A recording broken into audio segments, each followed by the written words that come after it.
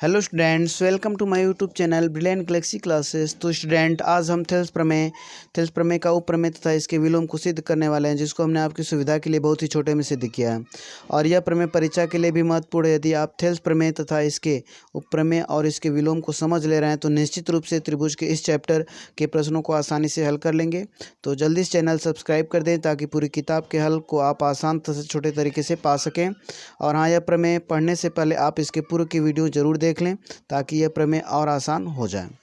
तो शुरू करते हैं थेल्स प्रमेय, जिसे आधारभूत समानुपातिक प्रमेय भी कहा जाता है। अंग्रेजी में बेसिक प्रोपोर्शनलिटी थ्योरम या बीपीटी कह सकते हैं। तो हम थेल्स प्रमेय पढ़ते हैं। किसी त्रिभुज में एक भुजा के समांतर खींची गई रेखा अन्य दो भुजाओं को समान अनुपात में विभाजित करते हैं। तो देखिए, अगर एक त्रिभुज ए बी सी दिया गया है, इसमें इस त्रिभुज के एक भुजा के समांतर एक रेखा खींची जाएगी तो वह अन्य दो भुजाओं को समान अनुपात में विभाजित करेगी। यह हमें सिद्ध करना है इस प्रमेय में।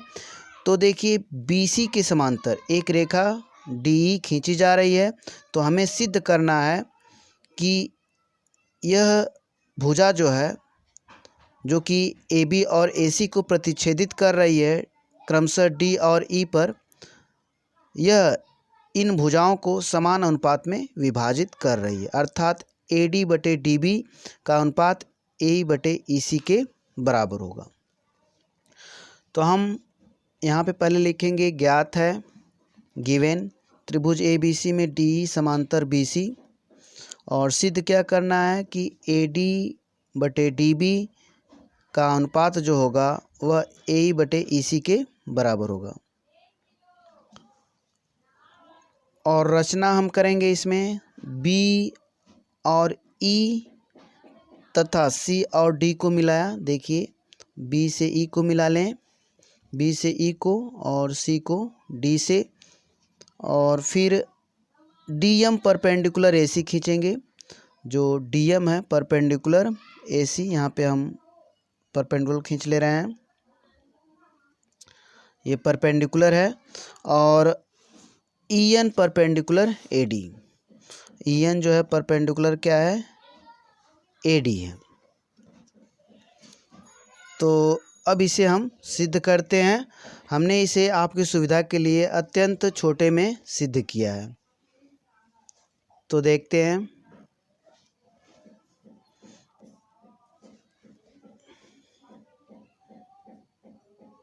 यहाँ पे हम सिद्ध कर रहे हैं त्रिभुज ADE का क्षेत्रफल, ADE का एरिया ऑफ त्रिभुज ADE equal to area of त्रिभुज ADE।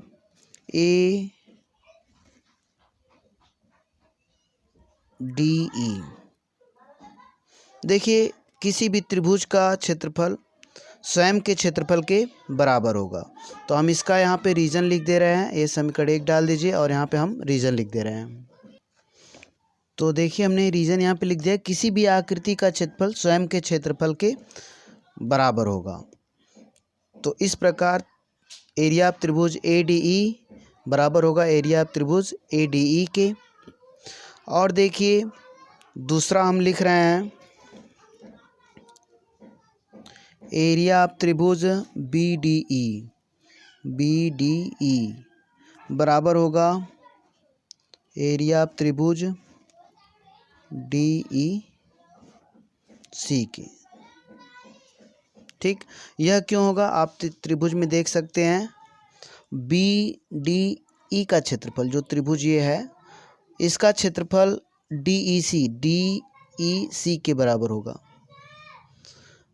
तो ऐसा क्यों हो रहा है, क्योंकि ये दोनों त्रिभुज समांतर रेखाओं के बीच स्थित हैं और एक ही आधार पर स्थित हैं। और एक ही आधार कौन सा है, DE है। DE पर दोनों त्रिभुज स्थित हैं और यह समांतर रेखाओं के बीच में स्थित हैं। तो इसलिए इन दोनों त्रिभुज का क्षेत्रफल बराबर होगा। तो BC पर स्थित हैं, BC पर भी स्थित हैं, लेकिन आप आधार उभयनिष्ठ DE ले लीजिए। ठीक, तो आप देख पा रहे हैं डी पर दोनों त्रिभुज स्थित हैं और दोनों समांतर रेखाओं के बीच स्थित हैं। यह प्रमेय जो है 9th क्लास की है कि यदि दो त्रिभुज एक ही आधार पर तथा समांतर रेखाओं के बीच स्थित हों तो उनका क्षेत्रफल बराबर होता है, इसलिए हमने ये लिखा है। तो यहाँ पे आप उसका रीज़न ज़रूर देंगे। यहाँ पे हम वीडियो रोक कर इसे लिख दे रहे हैं। तो यहाँ पे हमने रीज़न लिख दिया, दोनों त्रिभुज समांतर रेखा के बीच हैं तथा उनका आधार समान है। तो ये हमें समीकरण 1 और 2 मिल गया। अब देखिए, अब हमें क्या करना है, समीकरण 1 डिवाइडेड बाई समीकरण 2। समीकरण 1 में समीकरण 2 से डिवाइड कर दीजिए, इधर का डिवाइड इसमें और ADE का डिवाइड DEC से। ठीक, तो देखिए यहाँ पे हम लिख दे रहे हैं तो स्पष्ट हो जाएगा। एरिया ऑफ त्रिभुज ADE divided by area of त्रिभुज BDE बराबर एरिया ऑफ त्रिभुज ADE एरिया ऑफ त्रिभुज DEC के। तो ADE का क्षेत्रफल क्या होगा, देखिए ADE आप देख पा रहे हैं ADE, तो यहाँ पर AD आधार लेंगे और लंब जो है EN लेंगे, तो ADE का क्षेत्रफल क्या हो जाएगा, 1/2 आधार जो है AD और ऊंचाई EN या लंब बटे BDE का क्षेत्रफल। देखिए BDE का क्षेत्रफल, तो यहाँ पर आपसे कहा गया है कि यहाँ पर देखिए E से लंब डाला गया है तो आधार आप DB लेंगे न कि BN। तो त्रिभुज BDE का क्षेत्रफल जो होगा वह क्या होगा, 1/2 और आधार आप देख पा रहे हैं त्रिभुज का BD है और ऊंचाई EN है, 1/2 और BD और इंटू EN। और इसी प्रकार एरिया ऑफ ADE फिर निकालेंगे, त्रिभुज ADE का क्षेत्रफल।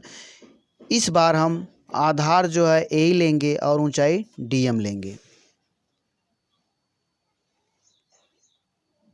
देखिए तो 1/2 आधार जो है AE और ऊंचाई जो है DM।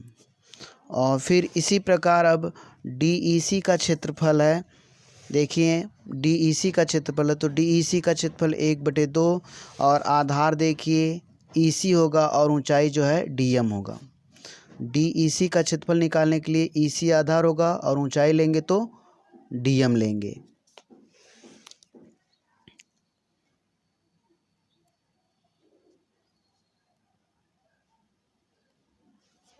अब देखिए, अब इसे हम हल करते हैं, इससे ये डिवाइड होगा, 1/2 से 1/2 डिवाइड हो गया और DM से DM 1/2 से 1/2। तो इस प्रकार आप देख पा रहे हैं AD बटे DB कह लें या BD कह दें, दोनों एक ही चीज़ है। तो AD बटे DB हम लिख दे रहे हैं क्योंकि प्रूफ में यही लिखे हैं, टू प्रूफ में। अब यहाँ पे AE बटे EC। तो इस प्रकार देख पा रहे हैं कि हमने थेल्स प्रमेय अत्यंत छोटे में सिद्ध किया। हमने ऐसा इसलिए किया कि बच्चों को आसानी से समझ आ सके। ठीक, अब आते हैं इसके उप प्रमेय और विलोम को देखते हैं। तो पहले हम विलोम को बता रहे हैं। तो प्रमेय 6.2 देखते हैं जो कि थेल्स प्रमेय का विलोम है। यदि एक रेखा किसी त्रिभुज की दो भुजाओं को एक ही अनुपात में विभाजित करे तो वह तीसरी भुजा के समांतर होती।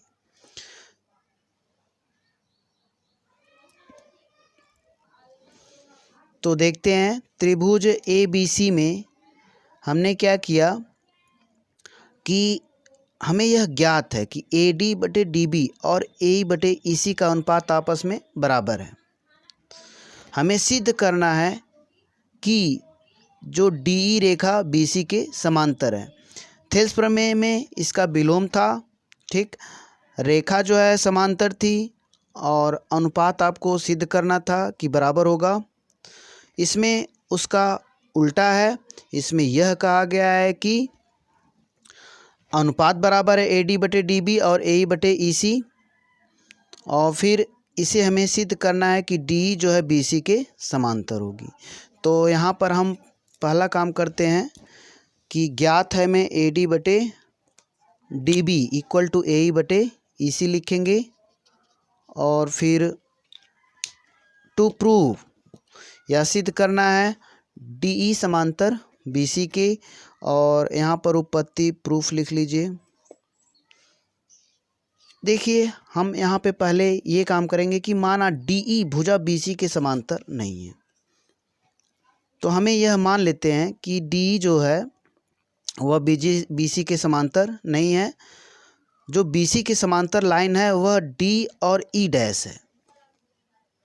ठीक, यह हमने कल्पना कर ली कि जो DE डैश है वह समांतर है BC के। तो देखिए अब यहाँ पर हम लगाना शुरू करते हैं। D और E डैश समांतर BC, तो थेल्स प्रमेय से हम कह सकते हैं, थेल्स प्रमेय द्वारा, थेल्स प्रमेय से हम यह कह लेंगे कि AD बटे DB का अनुपात A और E डैश बटे E डैश C के बराबर है। आप इसे समीकरण 1 कर दीजिए। ठीक, समीकरण 1 इसे बना लीजिए, क्योंकि हम यह मानकर चल रहे हैं कि DE डैश समांतर है BC के। अब आते हैं आगे, देखते हैं।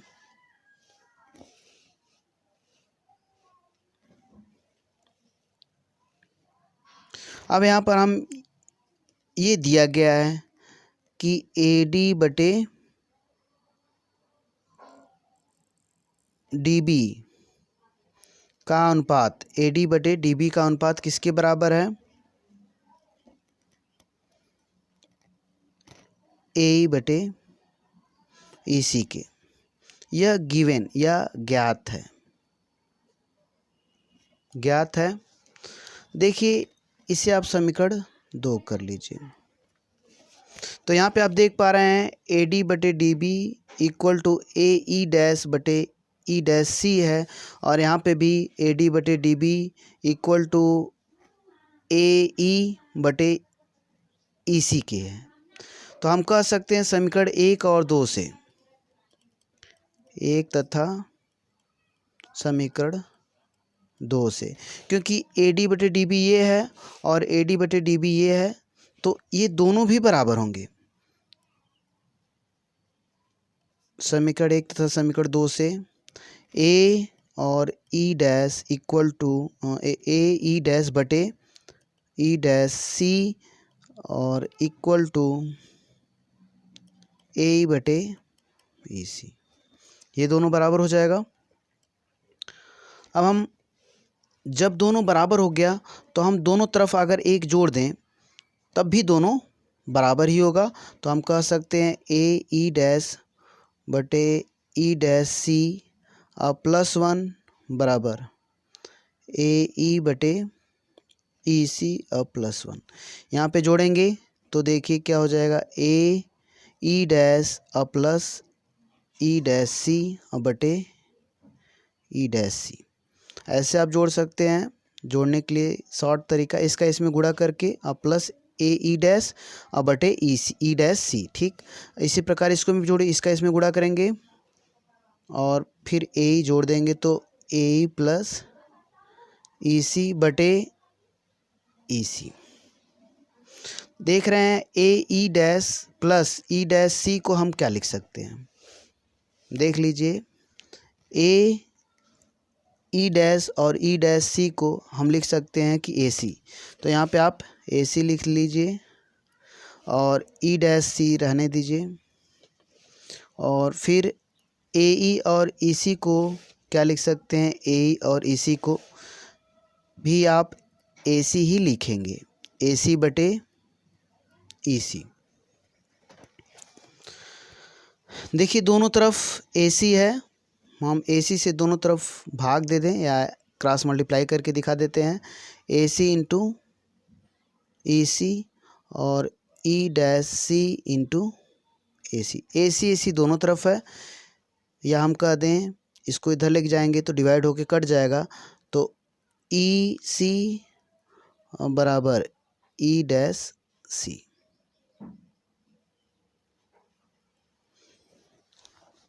तो EC बराबर E-C कब होगा? जब E' और E जो है समपाती बिंदु होंगे। तो हम इसे लिख दें। तो देखिए EC बराबर E' कब होगा? जब E और E' क्या होंगे? समपाती होंगे। और अगर E और E' समपाती हो गए तो DE और DE' जो रेखा है वो एक ही रेखा होगी। हमने यहाँ पे लिखा है यह तभी संभव है जब E तथा E' समपाती होंगे। समपाती होने पे DE तथा DE' एक ही रेखा होगी, तब DE समांतर BC हो जाएगा। तो इस प्रकार यह थ्योरम भी सिद्ध हुई। अब आते हैं थेल्स प्रमेय का उपप्रमेय देख लेते हैं। यहाँ पे दिया गया है थेल्स प्रमेय का उपप्रमेय। त्रिभुज ABC में DE समांतर BC है, DE समांतर BC है, तो DE रेखा AB को D पर तथा AC को E पर प्रतिच्छेदित करती है। तब AB बटे AD का अनुपात क्या होगा? AC बटे AE के बराबर होगा। अभी आपने थेल्स प्रमेय में क्या सिद्ध किया था कि अगर ये समांतर होती है तो AD बटे DB का अनुपात AE बटे EC के बराबर होता है। परंतु इसके उप प्रमेय में हमें यह सिद्ध करना है कि जो AB बटे AD का अनुपात जो होगा वो किसके बराबर होगा? AC बटे AE के होगा। तो आइए सिद्ध करते हैं।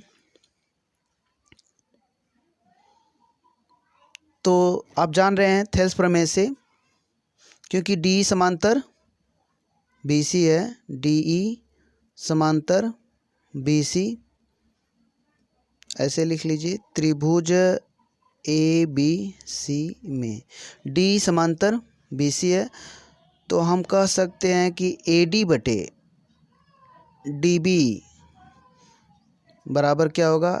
AE बटे EC के होगा थेल्स प्रमेय से। थेल्स प्रमेय से तो पहले आप देख लें कि इसमें हमें करना क्या है। AB बटे AD और AC बटे AE का बराबर अनुपात दिखाना है हमको। तो हम यह थेल्स प्रमेय से तो कह सकते हैं कि AD बटे DB इक्वल टू AE बटे EC होगा, क्योंकि DE समांतर BC है त्रिभुज ABC में। अब हम ऐसा करें कि अनुपात का व्युत्क्रम हम कर सकते हैं। DB बटे AD कर लीजिए और बराबर EC और बटे AE।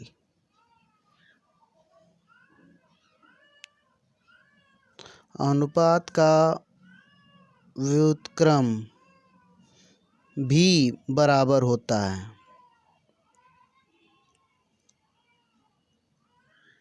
अगर अनुपात कोई AD बटे DB बराबर AE बटे EC के है तो इसका व्युत्क्रम भी बराबर होगा। तो ये E है, इसको आप समझ लीजिएगा।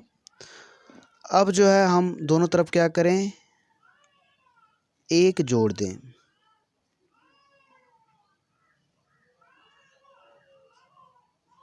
+1 और यहाँ पे